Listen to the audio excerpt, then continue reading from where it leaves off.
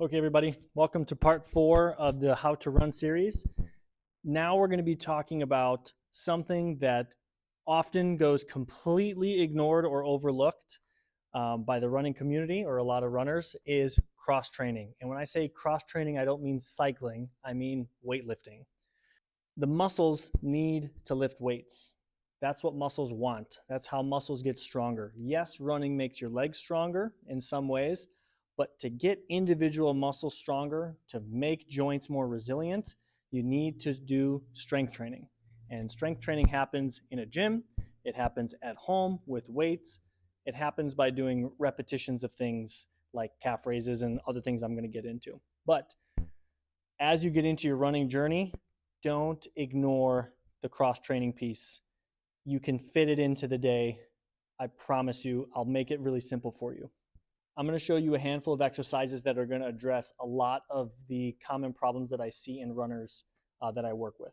Again, my name is Dr. Michael. I'm a physical therapist in Evanston, Illinois, and I specialize in working with runners. And this is the How to Run series.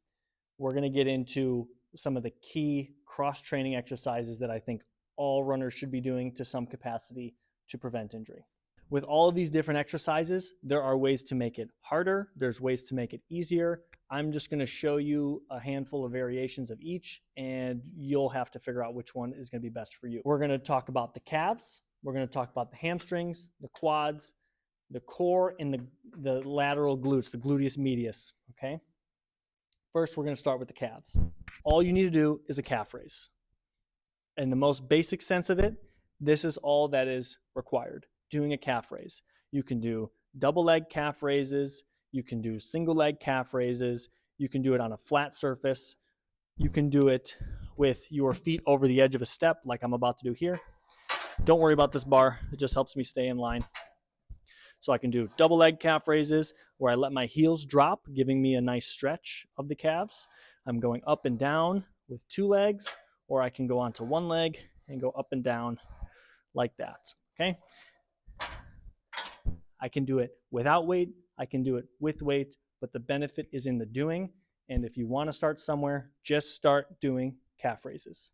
Okay, next exercise is going to be directed at the hamstring, okay, and the glutes here as well. It's essentially going to be a single leg RDL, but sometimes people call these tipping birds. These have a lot of fun names. I like to call this the Captain Morgan position, up nice and tall. I'm up in this position because it forces this glute to work, okay, and work a little bit more intensely on stabilizing myself. So I'm up here. I'm going to tip forward. As I'm tipping forward, an easy thing to do is to have a box or a step or a chair or something that you can touch. And this serves as a little bit of a balance oasis that you can put some weight into as you're learning this movement. And then you come back up into this Captain Morgan, and that's one repetition, okay? The point is, as you're tipping forward, this knee doesn't bend that much, but it bends a little bit. And as I'm kicking this leg back, I'm getting a nice stretch in this hamstring, okay? Now, you don't need something to touch, and you don't need to do it without any weight. You can do it with weight. I love kettlebells. So if I wanted to do this with a kettlebell, okay, I'm going to tip forward. I'll give my hamstring on this left leg now a nice stretch, and then I'm going to come up to it. And as I go back and forth with the weight, I can start to load my hamstring by using more weight. I don't want to necessarily reach for the ground. The goal is not to reach for the ground. The goal is to stretch the hamstring. So I get a stretch here. I don't need to go here just for the sake of getting to the bottom. Okay, so I go to here, and then I'm up. I really like to have people do this barefoot. I think it helps from a balance standpoint really well. Challenges the balance a little bit more. So if you have the means to do it barefoot, I say go for barefoot. So that's the hamstring. Next one we're going to do is for the quad and the knee, okay?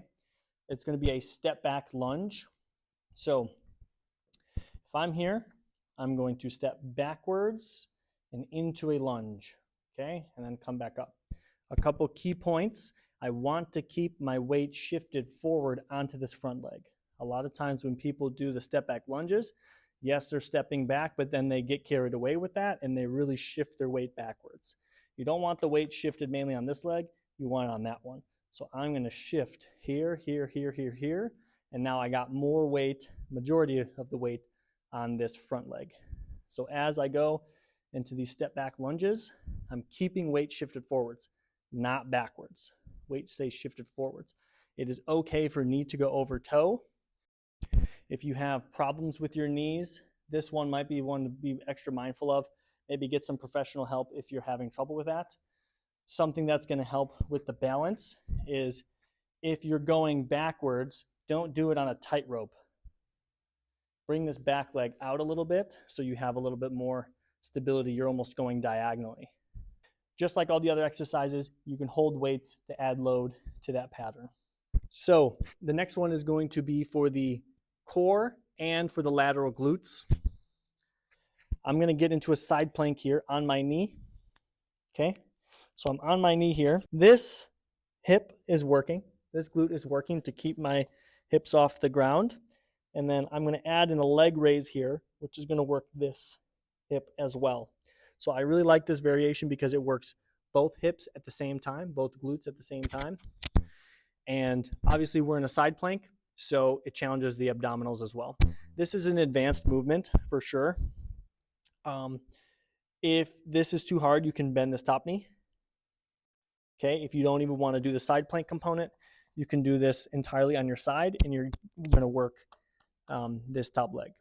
Okay, this is a really nice way to get these lateral glutes working. Another common variation is sidestepping with a band. A lot of times people do, monster walks or side steps with a band, and that works really well as well.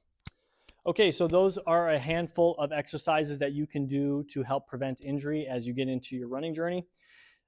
We got one for the calves, calf raises. We have one for the hamstrings, the RDLs, the step back lunges for the quads, and then the lateral hip strengtheners in the side plank, the leg raises for the lateral glutes and the core. If you enjoyed this series, please give it a thumbs up, subscribe to the channel. My name is Dr. Michael Cortese. I'm a physical therapist in Evanston that specializes in working with runners. This is the fourth and final episode of the series of how to run. I hope you've enjoyed it, and I hope it helps you run pain-free and enjoy running. Take care.